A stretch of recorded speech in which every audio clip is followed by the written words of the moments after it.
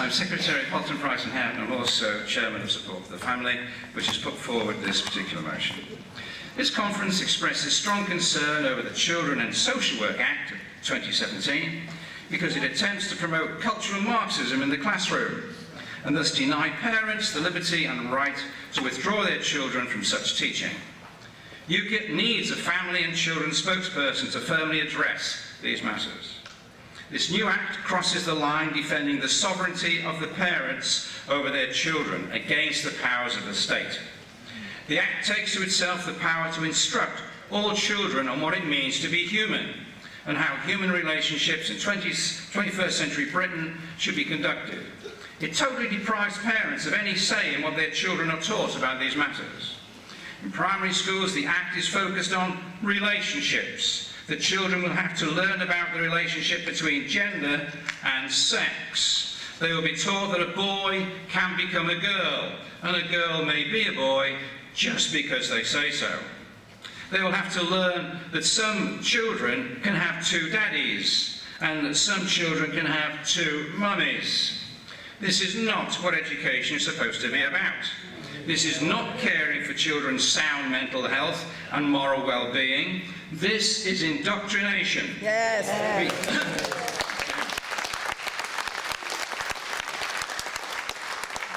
It is indoctrination because it cannot be challenged without incurring the full force of the law. Despite being confused, children won't be able to challenge it because they won't have the maturity to do so.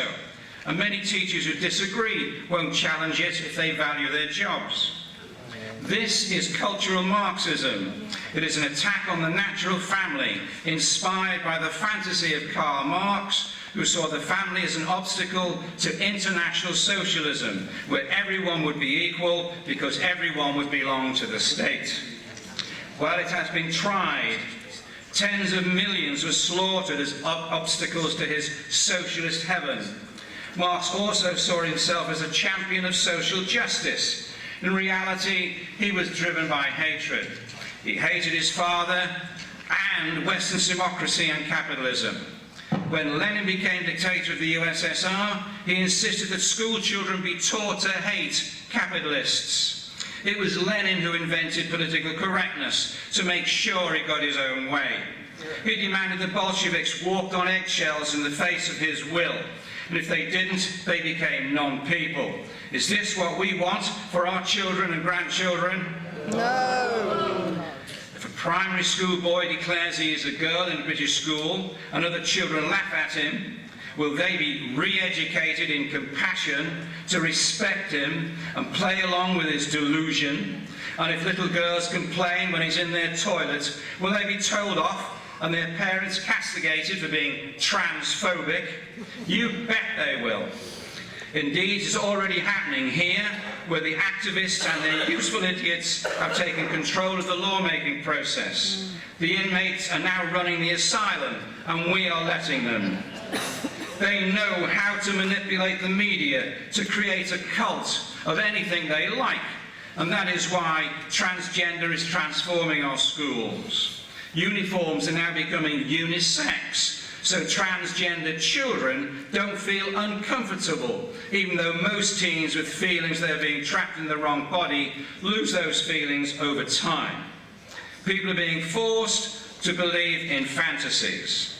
Our institutions from Parliament downwards are now not concerned with protecting healthy families. We now have epidemics of mental health, ill health amongst our youngsters. This is not an accident. The cultural Marxists have been hard at work in our universities for decades, persuading our future leaders they're going to change society for the better by bringing down the oppressors and fighting for the rights of the oppressed. There are a long list of changes to make, most of which they have achieved, including... Thank you, that's your 3 minutes. Right, okay. Discrediting the family as an institution. And we want an end to all that. So what we're sort of proposing here, that we have a special representative to defend the family. Thank you very much.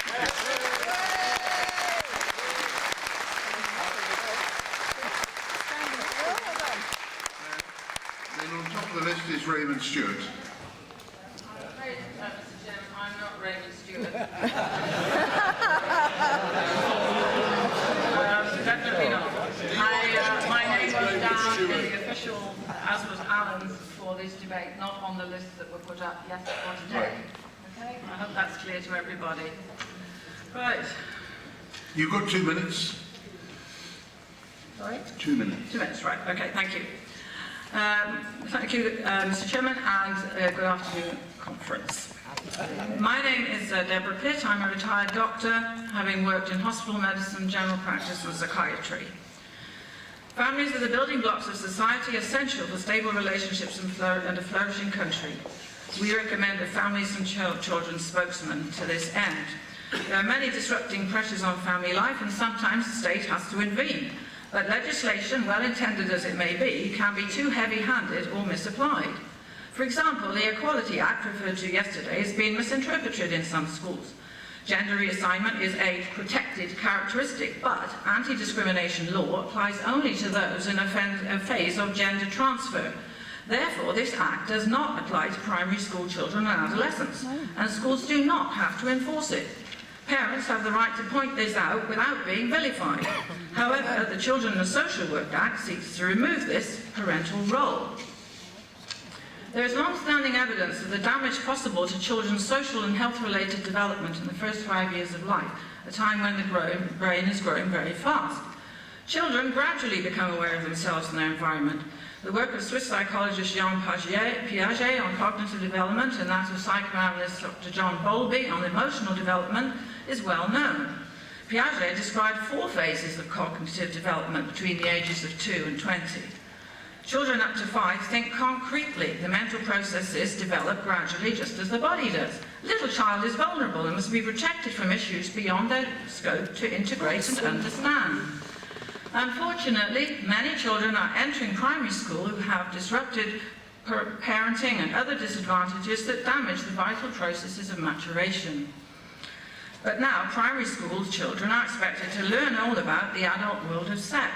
Some of the material being used, I'm afraid, is very graphic and absent of moral content. Parents must be allowed their rights to remove their children from a learning environment they consider traumatic and unsuitable for them. Parents must be listened to by government agencies and their concerns and freedoms acknowledged. There are many other factors which I won't go into, child sexual abuse in Rotherham and all these other places, but let's go on to say the cost of family breakdown and distress are enormous. The figure is now £48 billion per year, more than the defence budget and rising. The Relationships Foundation and Marriage Foundation are good sources of information that I do not have time to give today. Thank you. Okay, thank you very much.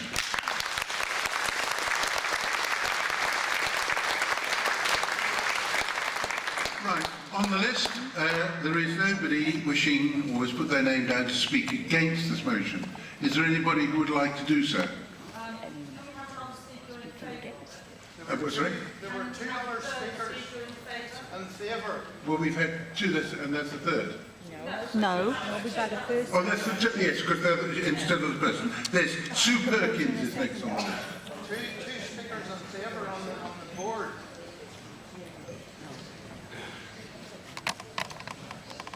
Good afternoon, conference. I'd like to introduce myself and my credibility to have something to say on this. After completing my short service commission as an army officer, I've spent over 20 years in schools. And I would actually like to put to you that this problem didn't just start in 2017. The drip feeding and the brainwashing of our children in left-wing and liberal ideology, it started when I was first in schools 20 years ago. And I think the role, as I'm going to put forward, of a family and children's spokesman needs to be extended beyond looking at the issues of pushing children in a particular gender direction too young, into looking at the broader issue of our young people being brainwashed into a certain way of thinking.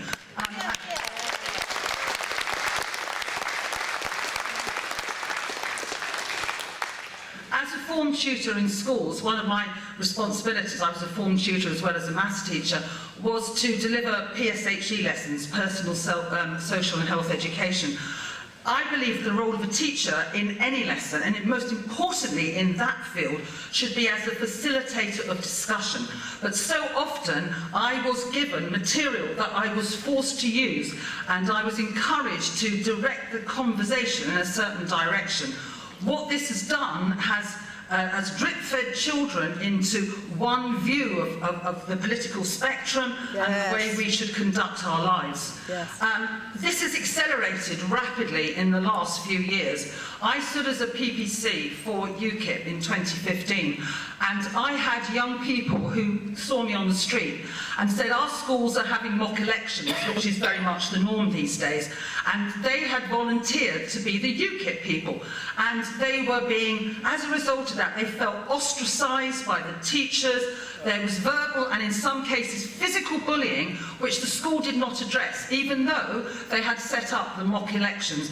There was very much the teachers pushing the children towards a certain viewpoint. I'd like to say two more things before I finish. In the last 2 weeks, some students, I'm now a private tutor, I have been for the last 3 years, and 2 weeks ago, 2 of my students in different areas from different schools said that not just in those PSHE lessons, or indeed perhaps in history or geography might be relevant to discuss politics, but in science, maths, French lessons, teachers were finding opportunities to equate Trump to Hitler. And that is totally and utterly should not be happening in our schools. Finally, I am very disappointed that my 2 20-something sons are very much a product of that drip feeding. Because we cannot have an educated conversation in our house about the pros and cons of Brexit, multiculturalism, mass immigration. It always turns into an argument. They are totally unable to hear and discuss another point of view. I put to you that that is something UKIP should be looking at. This role should be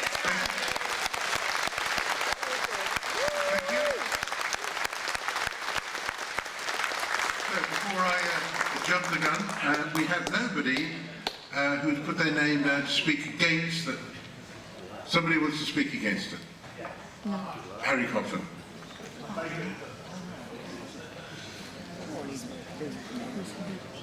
No idea.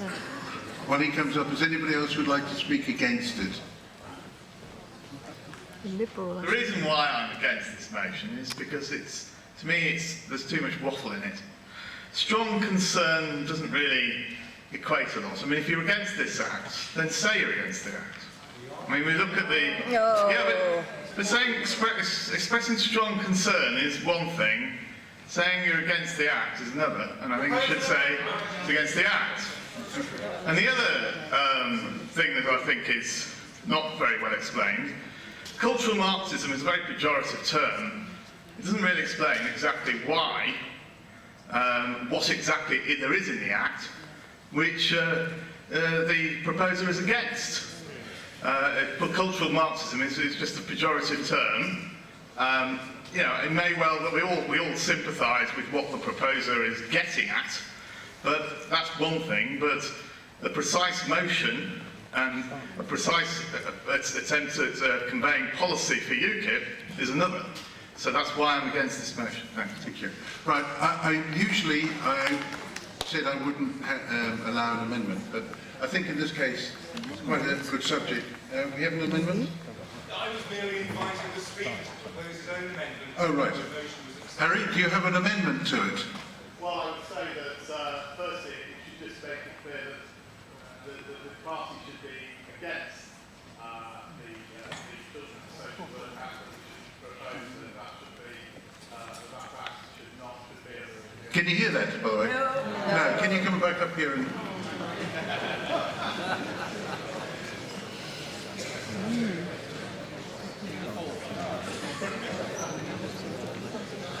Right, can you be precise with what your amendment is against this motion? The precise amendment I would suggest is that the motion should be that the act be removed and that and repealed.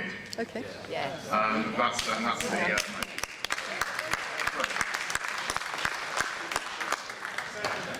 And we have a seconder. Can I sort of just answer that? Yes. Just very briefly. Then I'll take a vote on the amendment first. The first sentence is simply a framework for the second sentence. What we're really advocating is that UKIP, which has not got a spokesperson for the family, that we have one. That's basically what the motion's about.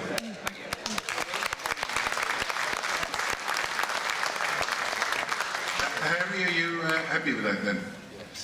Right. As there's nobody speaking against the motion, were all those in favour of the motion? Oh, wow, overwhelming. Hold on, what is the motion now? The motion as it stands. Anybody against? Thank you. Anybody against? No, the amendment, he withdrew the amendment because it's been explained what it would be. Well, nobody against? One against. One. Who's the joker? Two against. Two again. This has been actually a good subject, and it will go forward to the good. the NEC and the policymakers on both those comments. Oh, great. Thank you. Thank you very much. Right, the last one. Oh,